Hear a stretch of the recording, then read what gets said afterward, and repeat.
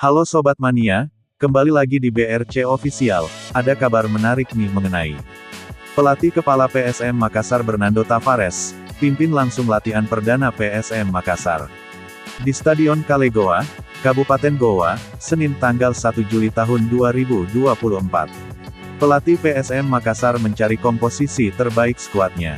Tavares memadukan latihan fisik, teknik dan taktik, sebanyak 33 pemain ikut latihan.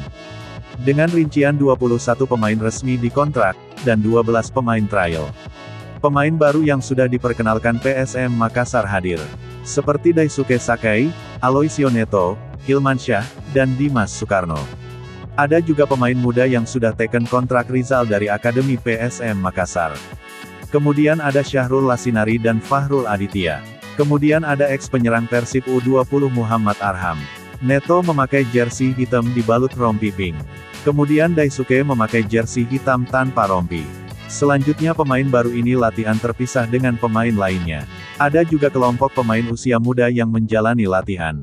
Skuad senior latihan juggling seperti main takraw, 3 lawan 3. Para pemain senior diawasi langsung oleh pelatih Bernardo Tavares, Renato, dan Carvalho. Sementara asisten pelatih Ahmad Amiruddin dan Ronald Fagundes mengawasi pemain muda. Dalam sesi latihan kali ini sekira 20 pemain seleksi dari akademi ikut latihan bersama. Mereka diberikan materi ringan soal passing dan defensif. Sebanyak 300 supporter sambut latihan perdana PSM Makassar, di lapangan Kale Goa, Kabupaten Goa, Sulawesi Selatan, Senin, tanggal 1 Juli tahun 2024. Supporter berkostum hitam memberikan sambutan sangat menggugah semangat.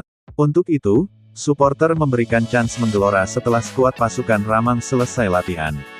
Supporter berkumpul di lapangan membentangkan spanduk bertuliskan bangkit dan rebut kembali kejayaan. Kemudian supporter juga memberikan orasi penyemangat bagi para pemain. Kita supporter selalu ada untuk pemain.